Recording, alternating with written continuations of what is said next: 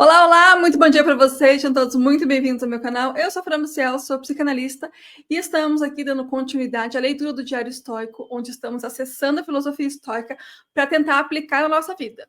Se você é novo por aqui, seja muito bem-vindo, seja muito bem-vinda. Já te convido a se inscrever no canal, curtir esse vídeo e vamos logo para a leitura para a gente não ficar perdendo muito tempo.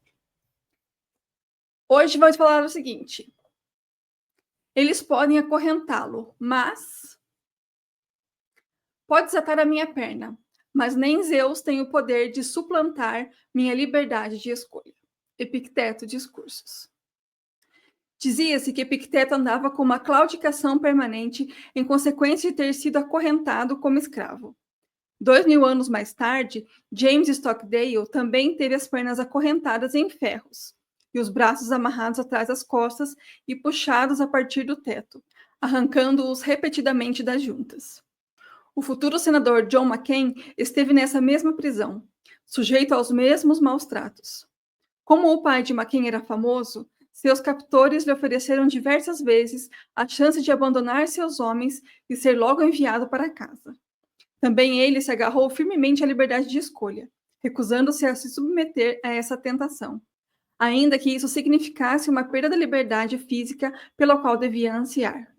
Nenhum desses homens sucumbiu. Ninguém pôde fazê-lo sacrificar seus princípios. Essa é a questão. Alguém pode acorrentá-lo, mas não tem o poder de mudar quem você é. Mesmo sob as piores torturas e crueldades que seres humanos são capazes de infligir uns aos outros, nosso poder sobre nossa mente e nosso poder de tomar as próprias decisões não pode ser suplantado, somente abandonado. E esse abandono aqui, ele é feito por nós. Quando nós abandonamos o nosso poder mental, aí sim as pessoas vão ter poder sobre nós. Pesado, né? Essa descrição aqui desses maus tratos físicos que as pessoas sofreram. E aqui são alguns exemplos, né?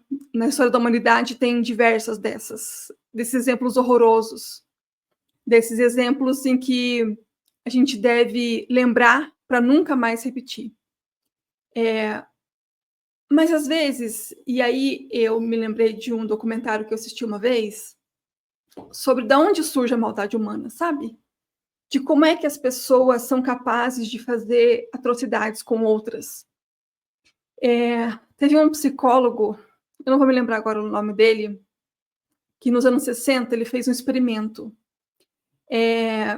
O experimento funcionava assim, eram pessoas que eram convidadas a fazer parte de uma pesquisa científica. Essa era a proposta. E aí tinha um sorteio, né? Era quem seria um professor e quem seria um aluno. E aí eles ficavam em cabines separadas, em lugares separados, eles não tinham contato visual um com o outro. E num dos lugares ficava o aluno, que era a pessoa que teria que repetir palavras que o professor estava dizendo. Eram rodadas de palavras. E quando o aluno errava, ele recebia um choque elétrico. E esse choque elétrico, ele aumentava gradualmente conforme os erros iam acontecendo.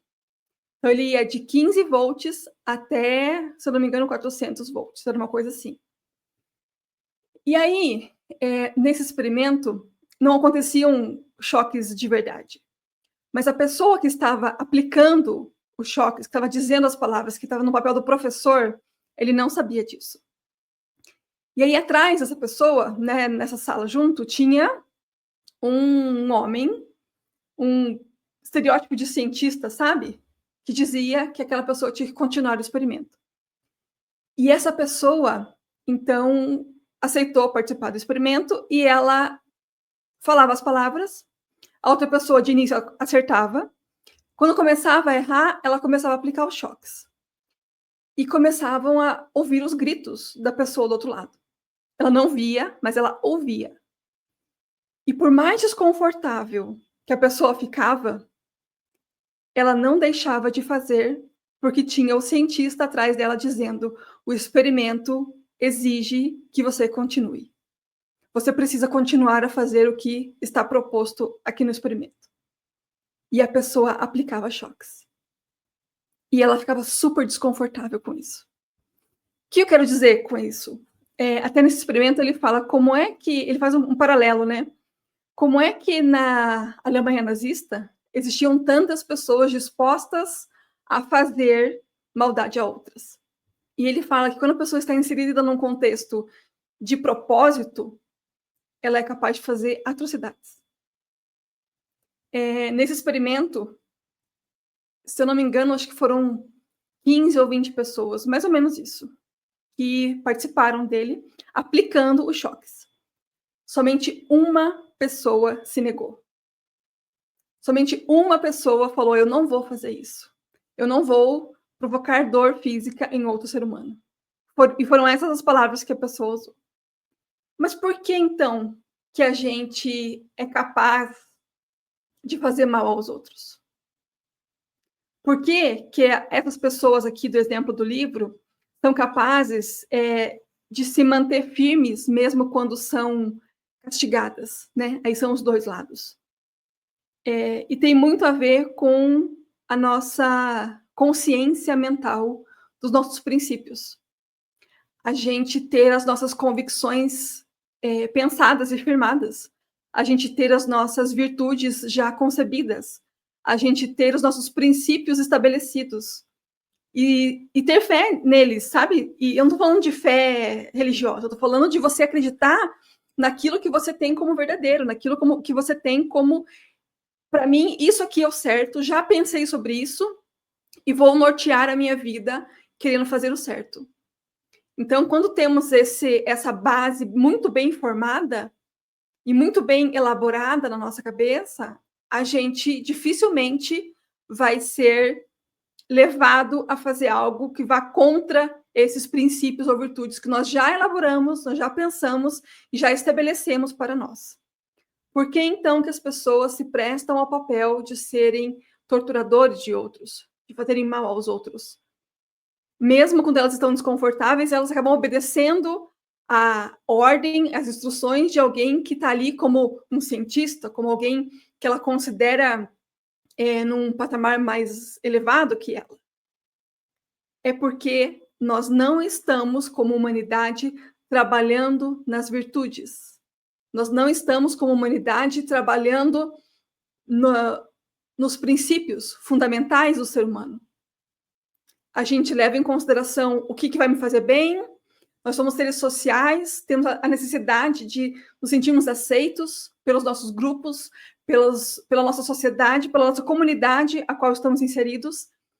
Então, quando o meio proporciona, ou melhor, te leva, né, a fazer proporciona essa oportunidade de fazer o mal e te coloca do tipo assim, para você estar aqui e fazer parte desse lugar, você precisa fazer isso?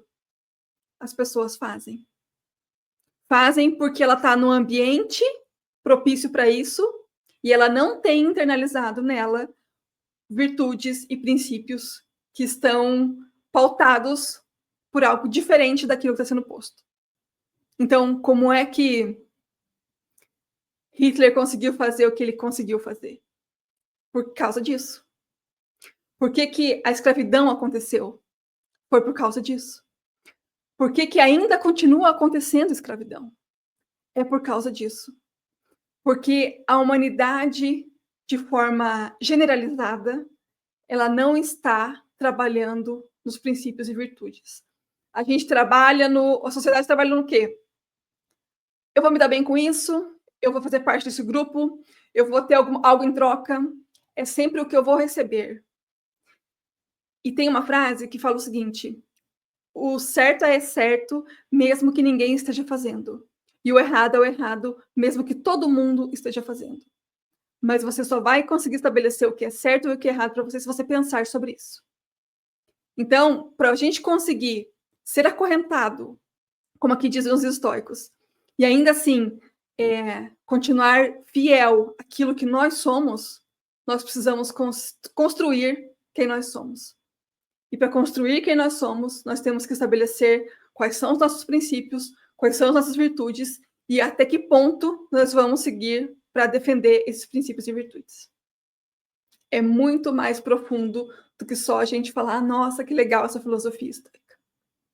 Muito obrigada por estarem acompanhando, pessoal. Lembre-se de se inscrever no canal, curtir esse vídeo, façam um comentário, compartilhem aqui as impressões de vocês e nos vemos no próximo vídeo. Ótimo dia para vocês e até lá. Tchau!